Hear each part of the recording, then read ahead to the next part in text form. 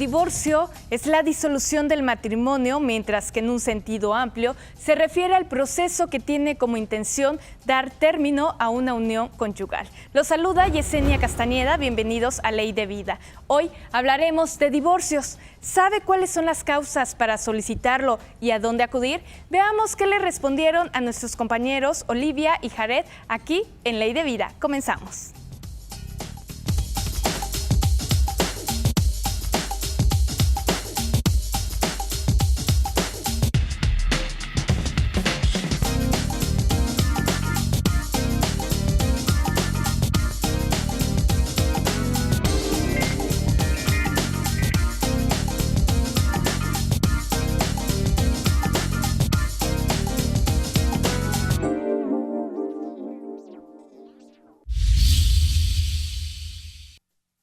¿Conoce cuáles son las causas para solicitar un divorcio y a dónde acudir? Pues una de las causas sería el maltrato, la violencia en este caso, sería acudir a la Procuraduría. Hay varias, ¿verdad? Una de ellas puede ser la infidelidad de quien sea de la mujer o del hombre, ¿verdad? Para mí lo más práctico es ver a un abogado, ¿no? Para que me indique dónde voy a acudir. Las causas de un divorcio, pues, por falta de confianza de la pareja, entendimiento, que es lo principal, y acudir ya sea en un despacho, con un licenciado privado, o ya sea pedir licenciados de oficio. Pues las causas yo supongo que podrían ser problemas familiares o cosas así, ¿no? Pues a dónde acudir, pues al registro civil, ¿no? Para solicitar el acta de divorcio, ¿no? A un juzgado. ¿Y las causas? Pues un divorcio se ocasiona por infidelidad, por problemas familiares, que a veces no se puede uno comprender entre pareja. Para mí el maltrato familiar, físico, psicológico, de cualquier índole, y pues a la Procuraduría a poner la denuncia y a buscar un abogado. Por problemas familiares, por falta de recursos económicos, también por la violencia que existe entre pareja. Pues acudir sobre todo al juzgado para solicitar, más que nada, si hay hijos, tienen que solicitar pensión. Y si no hay hijos, pues voluntariamente se retiran ambos cuando ya no se aman.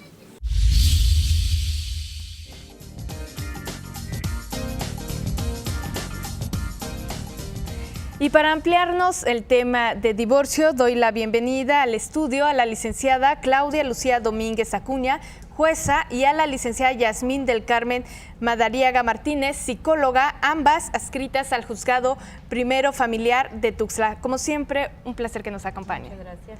Vamos a dar inicio a esta charla, jueza, con usted. Me gustaría que nos platicara en qué consiste un divorcio, o como legalmente se le conoce, disolución del matrimonio. Bueno, el divorcio en sí es un procedimiento por el que se pone fin a la unión conyugal. En sí, ese procedimiento puede ser solicitado por uno o por ambos cónyuges. Únicamente se requiere, en primer término, la decisión de que quiere divorciarse y encontrarse en alguna de las causales que señala el código para poder solicitar la disolución del vínculo. Claro, al inicio del programa escuchábamos la opinión de las personas sobre las causas que le pueden llevar a un divorcio. Me gustaría que nos platicara cuáles son los tipos de divorcio que existen según el Código Civil del Estado de Chiapas. Bueno, según el Código Civil del Estado de Chiapas existen dos formas de divorcio, que es el judicial y el administrativo. Para el divorcio judicial están establecidas 20 causas. Dentro de ellas está el conocido divorcio por mutuo consentimiento o divorcio voluntario, que eso ya no es un divorcio necesario. La forma de tramitar es diferente. En uno existe el acuerdo de las dos partes, en los otros existe la petición de uno de los dos cónyuges. En el otro tipo de divorcio, que es el administrativo, pues se realiza ante el oficial del registro civil que celebró el contrato de matrimonio. Claro, ¿y quiénes intervienen en este proceso? En el divorcio judicial intervienen los cónyuges y el juez. En el caso de existir hijos, también tiene participación el Ministerio Público o adscrito o el procurador, la Procuraduría de la Defensa del Menor, cuando se trata de proteger a los derechos de los menores. Claro, jueza, ¿en todos los tipos de divorcio se requiere alguna prueba psicológica para resolver el proceso? No, no en todo se requiere, es únicamente en unas causas que se tengan que demostrar algún tipo de violencia principalmente. Claro, y para ello invitamos a la psicóloga para que nos platique la función y nos comente el objetivo de la participación de los psicólogos en el procedimiento de divorcio. ¿Cuál es, psicóloga? En este caso, su servidora participa como, más bien para valorar a las partes del juicio y a los menores cuando están de por medio, ¿no?, en un divorcio, principalmente cuando es un divorcio por violencia familiar. La prueba psicológica o la pericial psicológica, la juez la considera como un medio de prueba a fin de concluir dos cosas. La primera, quién de los papás o quién de las partes en litigio es el más apto para cuidar del menor o los menores, de los hijos. Y la segunda, para concluir si alguna de las partes o los menores presentan alguna afectación, algún malestar o algún daño a partir de la relación de violencia o de la convivencia con los padres. Se requiere de la intervención de la psicóloga cuando las partes lo ofrecen como una valoración en un capítulo de prueba, ya sea en la demanda o en la contestación. Sin embargo, es facultad del juez, de caso de considerarse necesario, de allegarse de esa pericial psicológica para establecer, por ejemplo, en la causal de divorcio necesario por violencia, si existe esa violencia que fue aducida por la parte actora, para poder entonces establecer si se da o no el divorcio necesario que ella solicita con base en esa causal. Jueza, me gustaría que nos platicara detalladamente cuál es el procedimiento que se lleva en estos casos de divorcio. Bueno, en el procedimiento judicial de divorcio, en cuanto son divorcios necesarios, solo se requieren de la solicitud, que es la demanda, acompañada de los documentos bases de la acción, que se consideran a estos el acta de matrimonio y el de nacimiento de los hijos, cuando está en una de 19 causales del código como divorcio necesario.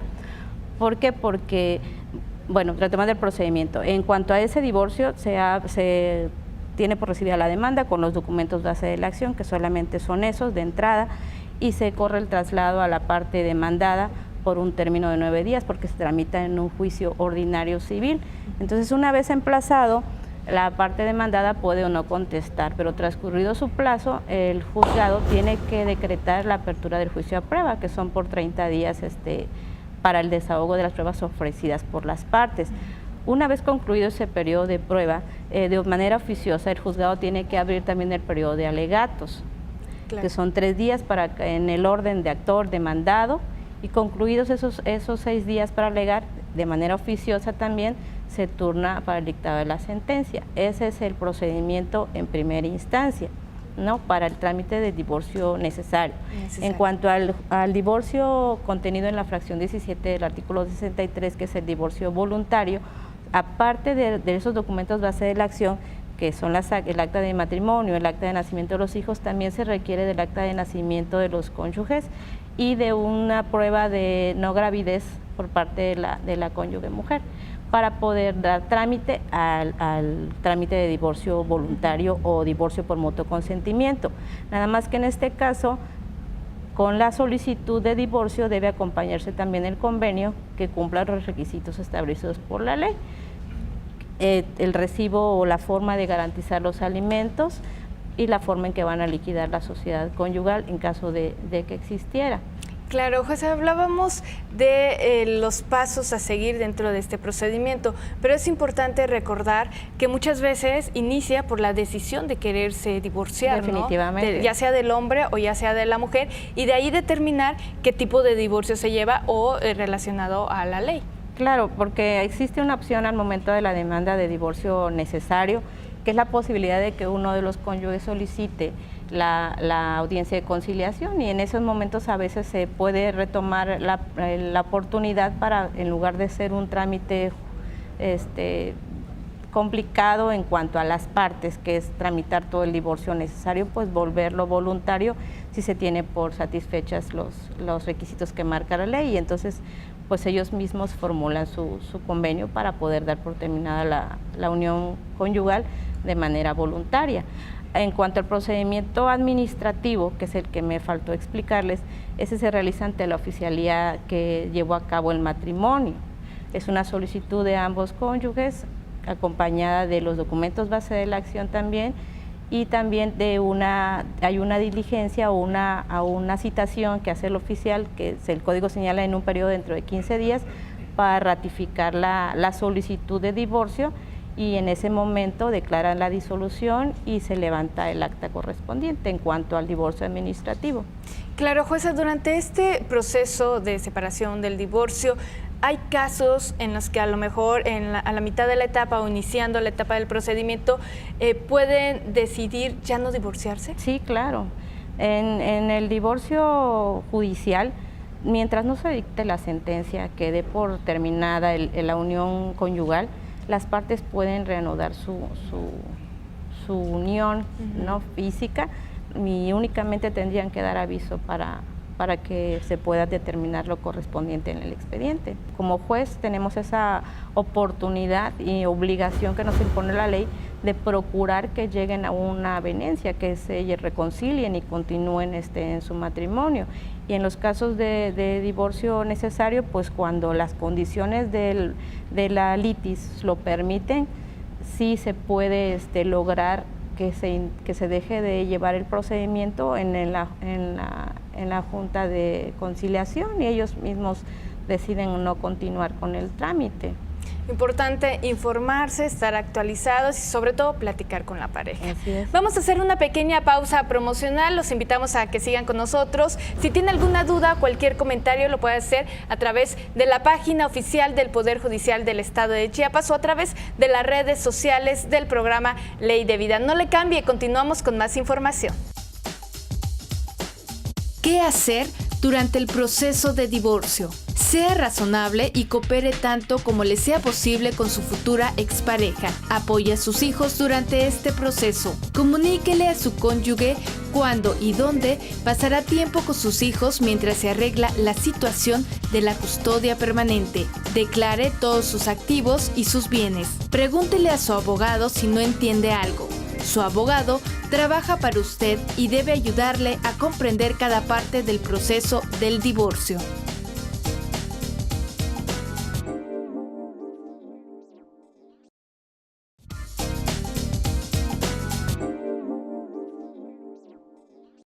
¿Qué no hacer durante el proceso de divorcio? No haga planes para buscar empleo en algún otro estado o para mudarse fuera del país hasta que su divorcio haya finalizado. No viole ningún arreglo temporal sobre la custodia o las visitas. No done sus bienes a sus amigos o parientes con la condición de que se los devuelvan después. No trate de llevar su caso solo. El divorcio es complicado y un abogado puede asegurarse de que sus intereses queden protegidos.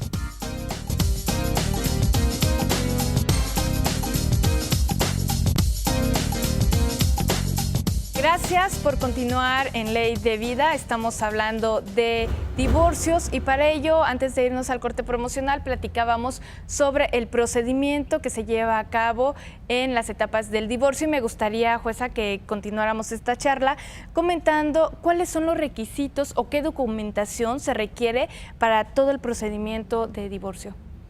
En el caso del divorcio necesario, se requiere el acta de matrimonio de los cónyuges y en caso de existir el acta de nacimiento de los hijos principalmente.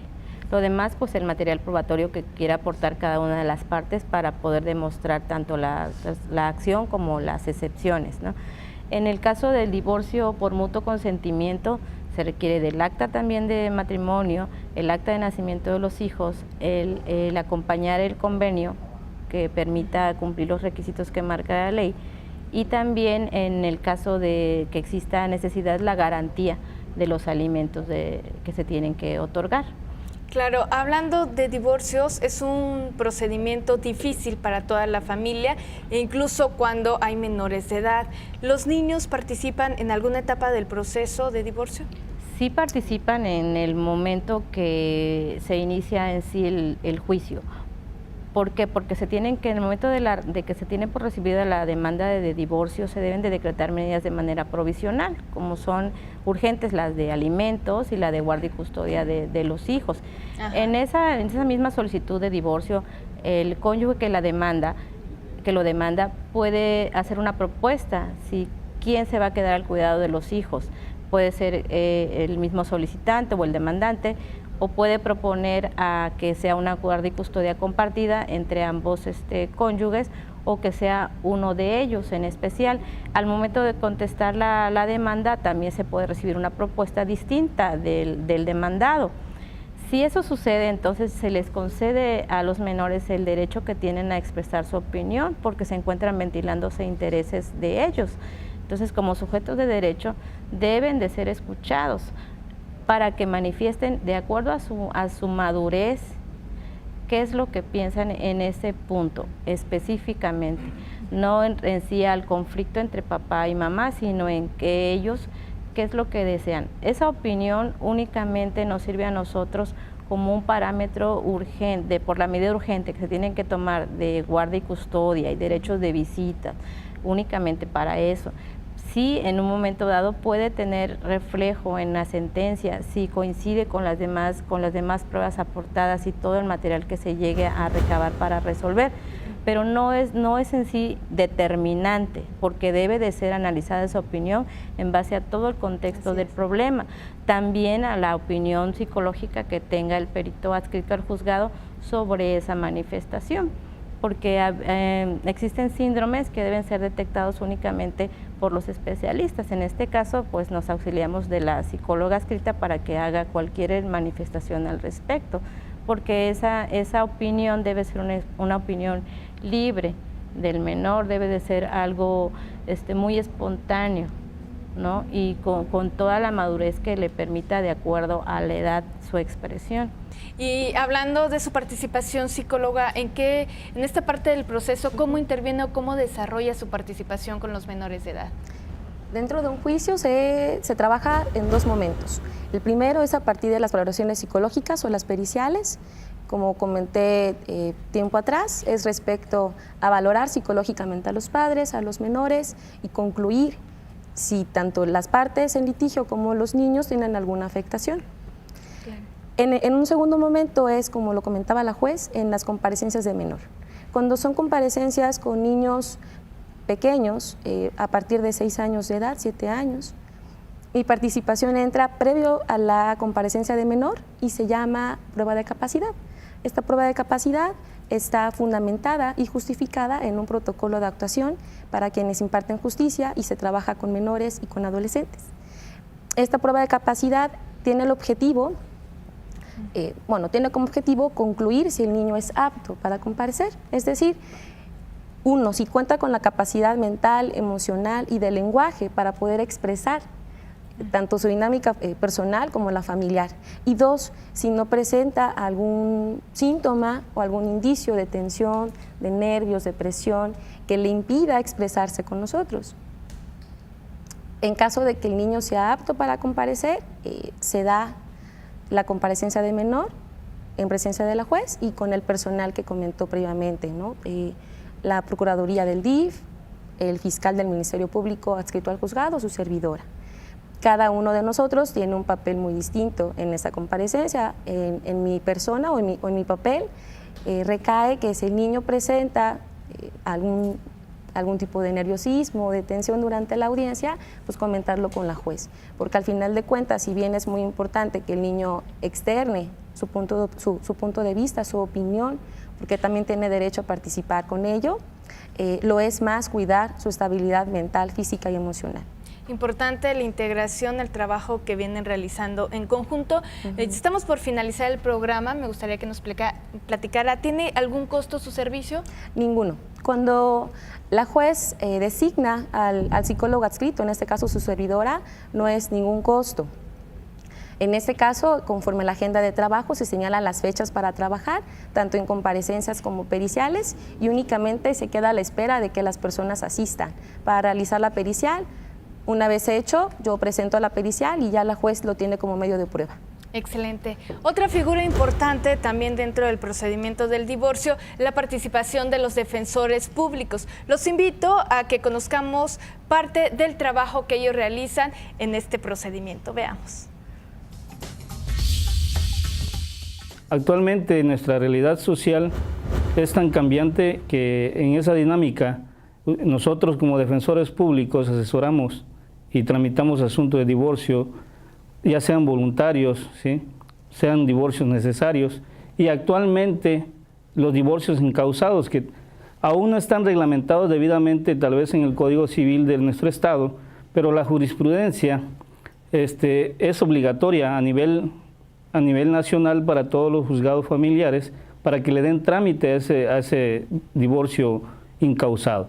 Yo recuerdo uno de los asuntos de divorcio necesario que ha causado un auge tal vez preponderante en mi vida personal, es el de cuando se estaba demandando el divorcio a un canadiense, el cual el señor no quería reconocer al momento la paternidad de su menor hijo.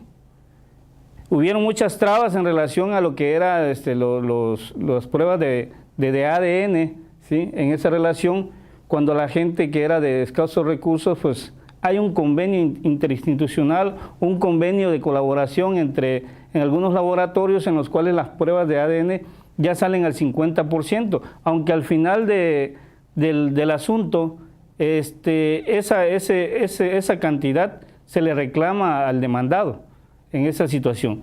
Eso es un aspecto principal y preponderante en ese asunto.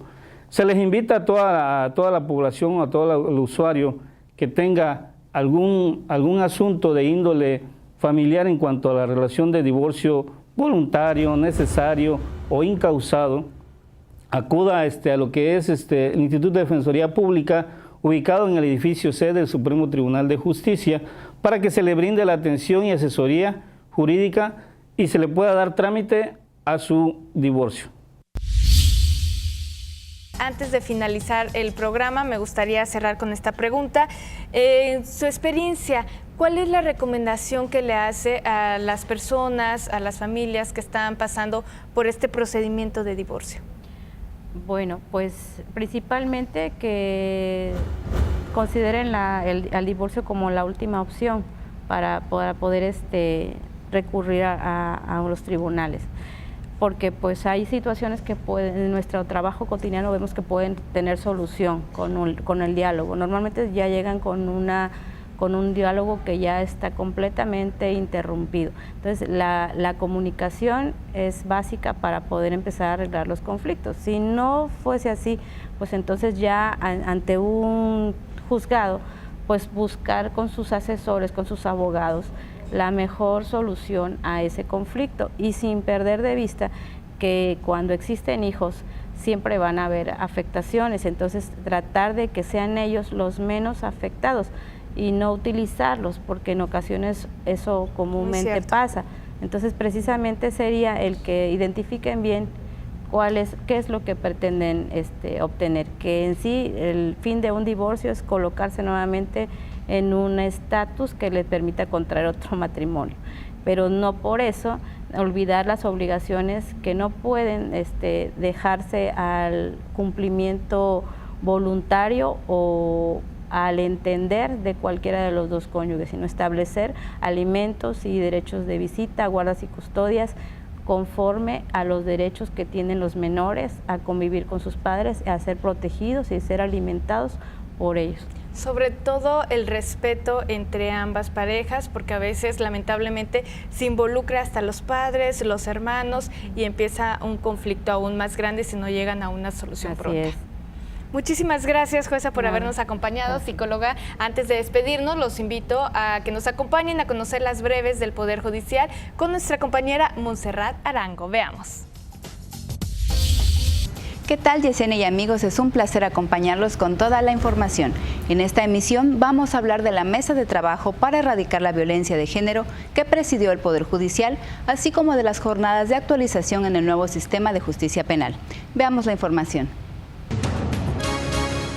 En días pasados, el magistrado Rutilio Escandón encabezó la Mesa Interinstitucional de Seguimiento y Solución de Casos de Violencia de Género, quienes tuvieron su reunión tipo conversatorio en la Casa de la Justicia, en donde felicitó a cada representante de instituciones y organizaciones sociales que la integran y están trabajando y logrando abrir brecha para hacer efectivo el compromiso contra la violencia de género. Por otro lado, clausuró las actividades de las jornadas de actualización en el nuevo sistema penal que se desarrolló durante una semana con estudiantes universitarios de alrededor de 7 universidades, quienes participaron en este análisis que conlleva un profundo cambio cultural tanto en los operadores como en la sociedad, que está logrando la transformación de raíz en el sistema de justicia. Les recordamos que pueden seguir nuestras actividades en www.poderjudicialchiapas.gov.mx y redes sociales. Soy Monse Arango y estas fueron las breves del Poder Judicial. Regresamos contigo, Yesenia. Gracias, Monse. Llegamos al final del programa. Agradecemos la participación de la licenciada Claudia Lucía Domínguez Acuña, jueza, y a la licenciada Yasmín del Carmen Madariaga Martínez, psicóloga, ambas adscritas al Juzgado Primero Familiar de Tuxtla. Muchísimas gracias. Nada que agradecer. Los invito a que nos acompañen en la siguiente emisión de Ley de Vida. Estaremos hablando de justicia terapéutica, un tema reciente en el sistema penal. No se puede perder este programa. Soy Yesenia Castañeda, agradecemos como siempre su participación y agradecemos también a Quino Atelier por el diseño de vestuario y a MEX Estudio de Belleza por el diseño de imagen. Nos vemos el próximo martes aquí en Ley de Vida. Hasta luego.